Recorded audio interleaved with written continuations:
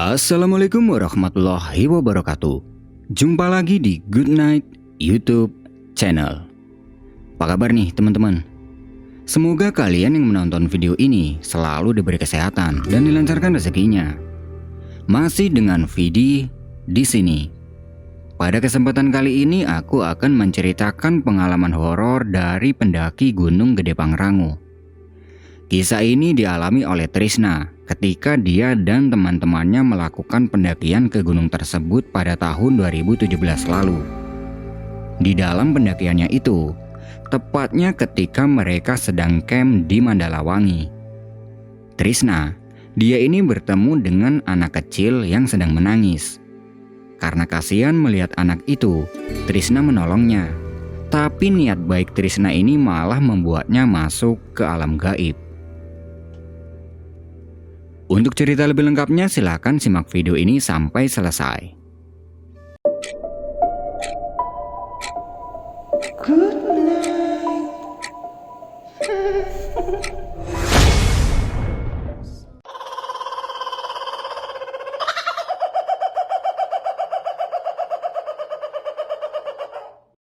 Trisna, Ricky, Hollis, dan Sandi. Mereka berempat ini adalah teman satu kampus dan cukup dekat, sekaligus mempunyai hobi yang sama. Pada tahun 2017 lalu, mereka berempat ini sedang melakukan pendakian ke Gunung Gede Pangrango, tepatnya di Gunung Pangrango. Jadi dua gunung ini letaknya bersebelahan, tapi satu jalur. Pagi itu sekitar pukul 7. Mereka berempat sama-sama berangkat dari rumah masing-masing dan sepakat untuk bertemu di base camp Gunung Gede Pangrango via Cibodas. Nah, berhubung Trisna dan Ricky ini rumahnya tidak jauh, mereka berdua berangkat bareng dari Sukabumi. Setelah menempuh kurang lebih 1 jam perjalanan, sampailah mereka di tempat tujuan. Sesampai di sana mereka belum melihat keberadaan Hollis dan Sandi. Beberapa kali Trisna coba menghubunginya, tapi tidak ada respon. Mungkin mereka masih dalam perjalanan. Sambil menunggu Hollis dan Sandi, mereka mengurus izin yang sebelumnya sudah di-booking melalui online. Setelah itu, mereka santai-santai di base camp untuk menunggu Hollis dan Sandi. Oh iya, Hollis dan Sandi ini bertempat tinggal di daerah Bogor. Kurang lebih 15 menit kemudian, terlihat mereka berdua datang dengan perbekalan lengkap. "Gila, lama amat lu. Kita udah nungguin sejam loh," ucap Trisna. "Sorry, tadi mampir di rumah temennya Sandi dulu buat pinjem peralatan," jawab Hollis. Setelah dinyatakan sudah lengkap, mereka packing ulang dan membagi logistik. Setelah itu perjalanan dimulai pada pukul 10 pagi. Di sepanjang perjalanan, mereka tidak ada gangguan apapun. Dan semuanya berjalan seperti pendakian pada umumnya. Pos demi pos mereka lewati, dan kondisi jalur pendakian sangatlah ramai oleh pendaki yang naik maupun yang turun. Sesekali, mereka istirahat untuk melepas lelah, hingga akhirnya sampailah mereka di shelter kandang badak, kurang lebih pukul 7 malam. Kondisi di shelter kandang badak malam itu sangatlah ramai oleh pendaki lain. Sampai-sampai mereka kesulitan untuk mencari tempat buat masak. Tapi setelah berputar-putar di area kandang badak, akhirnya mereka menemukan tempat yang cukup lapang. Di sini, mereka istirahat cukup lama, sekalian untuk masak makan malam. Setelah selesai masak dan makan, mereka berunding mau bermalam di mana. Awalnya, mereka ingin bermalam di sini, tapi melihat kondisinya yang sangat ramai dan tidak menemukan tempat, Hollis memberi usul. Bagaimana kalau campnya di Mandalawangi saja? Karena dia tahu di sana pastinya banyak tempat untuk ngecamp. Oke lah, mereka semua setuju. Setelah selesai makan itu, mereka masih santai-santai sambil ngopi-ngopi. Dan ketika sedang asik ngopi, tiba-tiba ada 2 orang pendaki yang jalan lewat di sebelah mereka. Salah satu dari pendaki itu bilang, "Gak diriin tenda bang?" Enggak bang, kita mau loncat jalan. Loh, emangnya mau camp di mana? Di Mandalawangi aja, di sini full gini tempatnya. Pendaki itu terlihat sedikit kaget. Kemudian dia lanjut tanya. Mandalawangi? Serius mau camp di sana? Iya bang, emangnya kenapa? Ya nggak apa-apa sih. Kalau mau camp di sini, ikut di sebelah tenda kita aja. Kayaknya di sana masih ada space buat satu tenda. Nah, berhubung niat mereka sudah bulat untuk camp di Mandalawangi, mereka menolak tawaran dari pendaki itu. Dua pendaki itu kemudian pamit untuk balik ke tendanya. Ya udah deh bang, kita balik ke tenda dulu ya. Hati-hati di jalan, ucap pendaki itu. Setelah dua pendaki itu pergi, Ricky bertanya pada Hollis. Emangnya kenapa Lis kalau camp di Mandalawangi? Gak apa-apalah, malahan enakan di sana, jawab Hollis. Oh iya, di antara mereka berempat cuma Hollis yang sudah pernah mendaki ke sini sebelumnya. Jadi dia yang lebih tahu. Setelah puas istirahat, mereka berkemas dan lanjut berjalan naik. Setelah kandang badak itu ada dua percabangan jalur. Kalau ke kiri menuju ke Gunung Gede dan kalau ke kanan menuju ke Gunung Pangrango. Karena tujuan mereka adalah ke Gunung Pangrango, jadi mereka ambil jalur kanan. Nah, bisa dibilang trek dari kandang badak menuju ke puncak adalah pendakian Gunung Pangrango yang sebenarnya. Karena jalurnya ini sangat menanjak dan berupa trek tanah padat. Setelah menempuh perjalanan yang cukup berat, akhirnya di depan sudah tampak puncak Pangrango. Jadi tinggal beberapa langkah lagi mereka bisa sampai di sana. Langkah kaki mereka percepat, dan setelah sampai, gak tahu ini hanya perasaan Trisna atau bagaimana. Di sebelah tugu puncak, terlihat ada anak kecil yang sedang mengintip dari balik tugu puncak. Setelah diperhatikan lebih jelas lagi, anak itu perlahan hilang. Nah, Trisna gak mikir aneh-aneh dulu. Mungkin tadi itu hanya halusinasi karena terbawa rasa capek yang dia rasakan. Mereka langsung memeluk tugu puncak. Setelah itu, mereka duduk-duduk dulu di dekat tugu untuk istirahat sambil sebat. Lis, nanti campnya di mana? Tanya Trisna. Itu di sana, jawab Hollis sambil menunjuk ke arah lembah Mandalawangi. Memang sih, Mandalawangi sudah bisa dilihat kalau dari puncak Pangrango, dan di sana juga sudah terlihat beberapa tenda pendaki yang sudah camp. Karena sudah ngantuk dan ingin minum kopi, Trisna mengajak yang lain untuk langsung ke Mandalawangi saja, biar bisa segera mendirikan tenda. Mereka pun berdiri dan langsung bergerak turun ke lembah Mandalawangi. Sesampai di sana, terlihat cukup ramai oleh pendaki lain.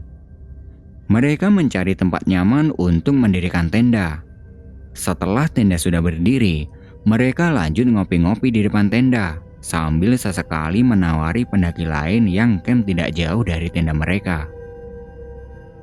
Malam semakin larut. Terlihat waktu sudah menunjukkan pukul 11:30 malam. Hollis pamit pada yang lain untuk masuk ke dalam tenda dan tidur. Tidak lama kemudian, Trisna, Sandi, dan Ricky pun menyusul. Satu tenda mereka tempati 4 orang, dan malam itu Trisna tidak bisa tidur. Dia miring ke kiri, miring ke kanan untuk mencari posisi nyaman, tapi tetap saja tidak bisa tidur. Aneh, padahal tadi dia sempat ngantuk, tapi sekarang tidak sama sekali. Terdengar jauh di luar tenda ada suara beberapa pendaki lain yang masih bercanda. Karena memang tidak bisa tidur, Trisna berniat untuk keluar karena dia ingin sebat. Karena kalau sebat di dalam tenda itu sangat tidak mungkin. Keluarlah dia ke depan tenda. Terlihat beberapa pendaki di sekelilingnya sudah pada tidur. Tapi di kejauhan masih ada satu rombongan pendaki yang masih asyik bercanda. Trisna duduk dan menyalakan kompor untuk membuat teh hangat. Setelah itu, Dia menikmatinya sambil menghisap sebatang rokok. Beberapa menit ketika sedang asik dengan teh dan rokoknya, dia melihat ada seorang anak cewek yang sedang berlari-lari. Jaraknya sekitar 10 meter di sebelah tendanya. Tidak ada perasaan takut atau apa. Trisna berpikir, mungkin anak itu sedang mendaki sama kakak atau orang tuanya di rombongan yang sedang bercanda itu. Karena kalau dilihat dari penampilannya, anak itu memang seorang pendaki. Dia pakai jaket tebal, topi rajut, dan sepatu gunung. Anak itu terus berlari kecil dan melompat-lompat sambil sesekali tertawa kecil. Sepertinya anak ini sedang menikmati aktivitasnya. Trisna terus melihat anak cewek itu sambil dia berpikir, ini anak kecil kok dibiarin sendiri sama orang tuanya? Gak takut hilang apa? Tidak lama kemudian, anak kecil itu tiba-tiba jatuh tersungkur dan menangis. Trisna langsung melihat keadaan sekitar untuk mencari keberadaan rombongannya. Tapi setelah lama, kok tidak ada satu orang pun yang menolong anak ini. Bahkan pendaki lain yang masih terlihat bercanda itu pun tidak menolongnya. Anak kecil itu terus menangis, sepertinya dia sedang kesakitan. Karena kasihan, Trisna mengambil senter dan mendekati anak itu untuk memberinya pertolongan. Sambil membantu anak itu bangun, dia bertanya, Adik gak apa-apa kan? Ibunya di mana? Anak itu tidak menjawab dan terus saja menangis. Lalu Trisna tanya lagi, Adik, tendanya di mana? Ayo kakak anterin. Masih dalam keadaan menangis, anak itu menunjuk ke suatu arah. Trisna mengantarkan anak itu ke arah yang dia maksud. Sambil berjalan, dia memegang kedua pundak anak kecil itu, dan anak kecil itu masih saja menangis. Semakin lama berjalan, mereka malah semakin jauh meninggalkan tenda-tenda pendaki lain. Dan tempat yang akan dituju ini, semakin ke sana semakin sepi. Tidak ada tenda pendaki lain satupun.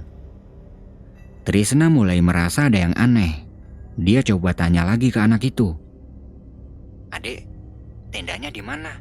Masih jauh ya? Anak itu menggelengkan kepala sambil menunjuk ke arah depan. Trisna pun melihat ke arah depan, dan di depan terlihat ada sebuah bangunan kayu.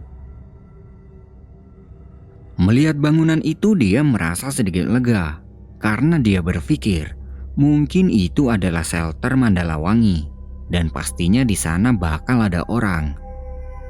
Anak kecil itu membawa Trisna menuju ke bangunan kayu tersebut, dan sesampai di sana, sepertinya itu bukan shelter karena tidak ada tanda-tanda yang menunjukkan kalau itu adalah sebuah shelter.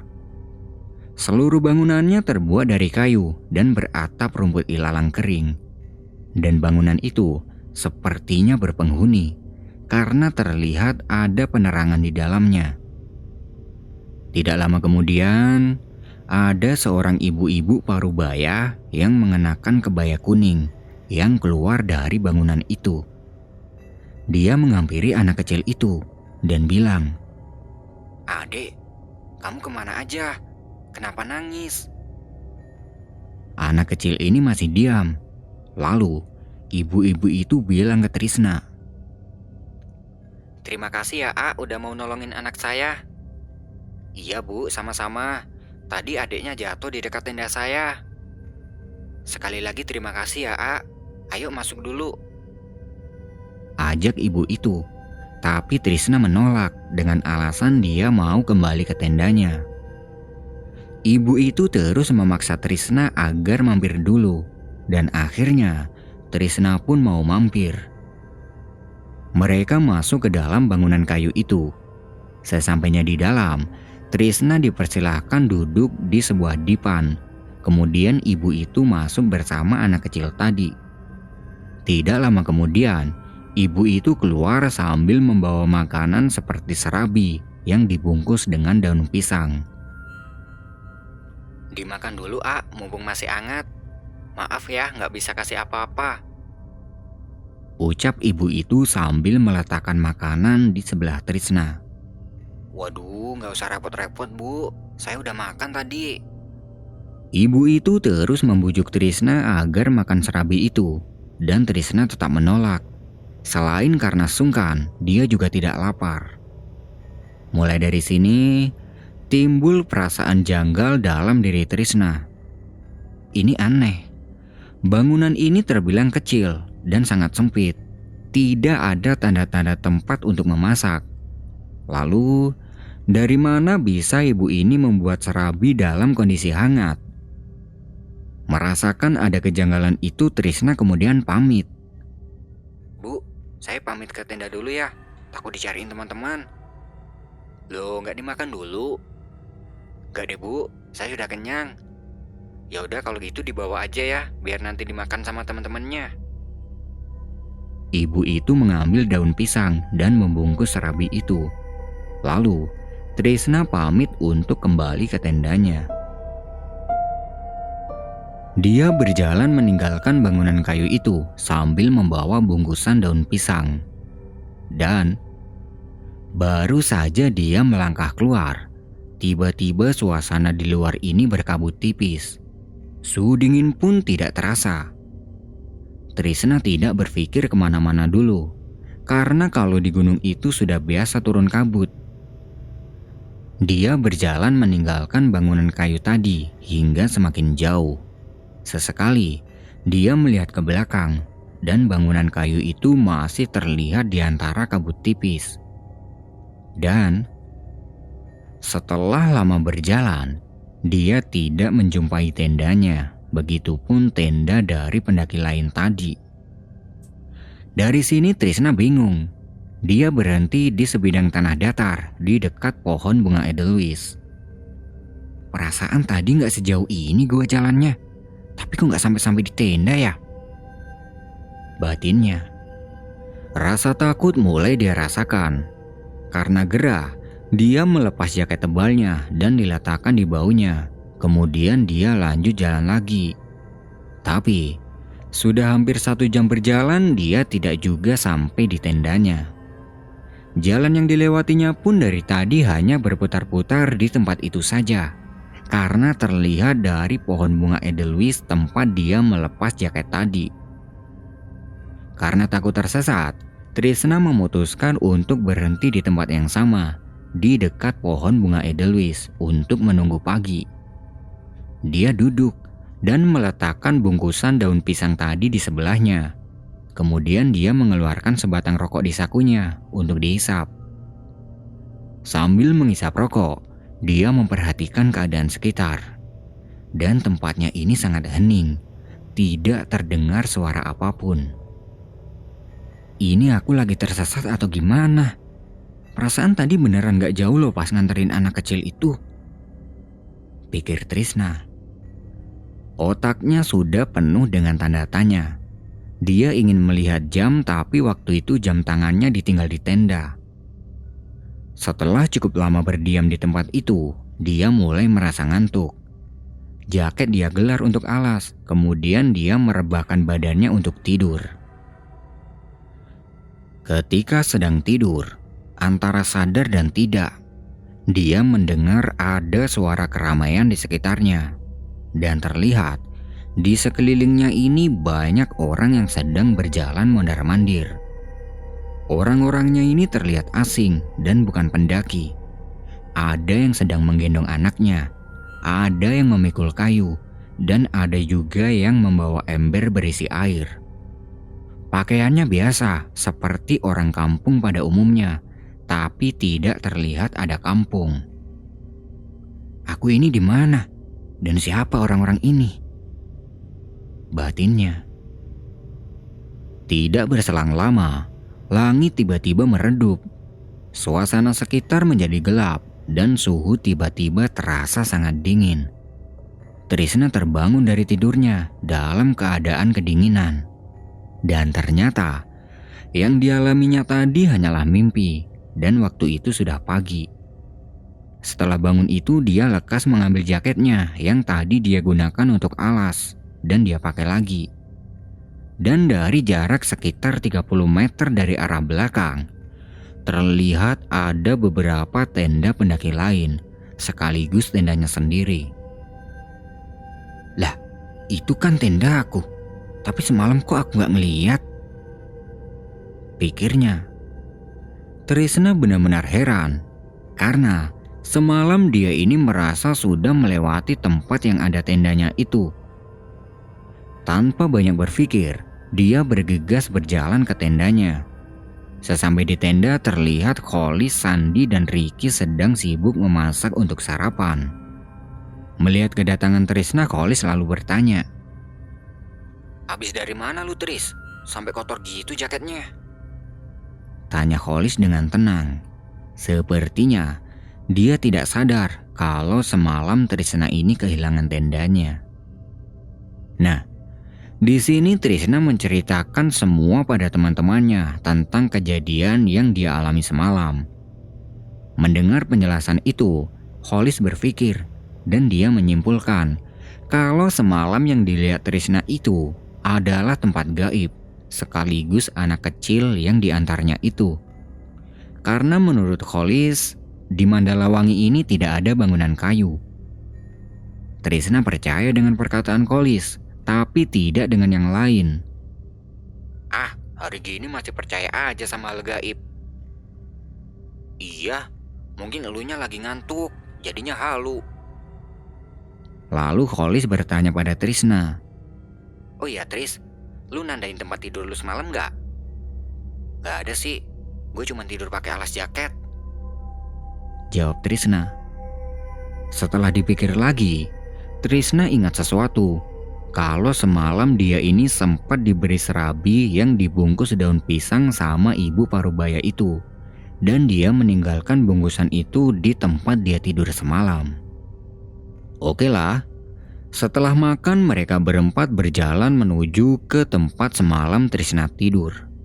Sesampainya di sana, memang benar ada daun pisang, tapi tidak dengan serabinya. Jadi hanya daun pisang saja dan itu sudah layu. Nah, berarti fix bahwa semalam Trisna ini sedang berada di alam gaib bersama para penghuninya. Berhubung sekarang tidak terjadi sesuatu dengan Trisna, mereka pun melupakannya dan lekas kembali ke tenda. Ya, anggap saja malam itu Trisna diberi kesempatan untuk mampir ke alam mereka. Sesampainya kembali di tenda, mereka berkemas dan kembali ke puncak Pangrango untuk berdokumentasi. Setelah itu mereka kembali turun. Selama perjalanan turun tidak ada kendala apapun. Hanya saja Trisna ini masih tidak habis pikir kalau semalam dia ini berada di alam gaib. Pos demi pos mereka lewati, dan seringkali mereka menyapa pendaki yang baru naik. Hingga akhirnya mereka sampai kembali di base camp dengan selamat. Sesampainya di base camp itu mereka bersih-bersih badan, kemudian pulang ke rumah masing-masing. Nah, itu tadi adalah pengalaman mistis yang dialami oleh Trisna dan teman-temannya ketika melakukan pendakian ke Gunung Pangrango. Terima kasih buat teman-teman yang sudah nonton video ini sampai selesai. Aku pamit undur diri dulu ya. Good night and see you next time.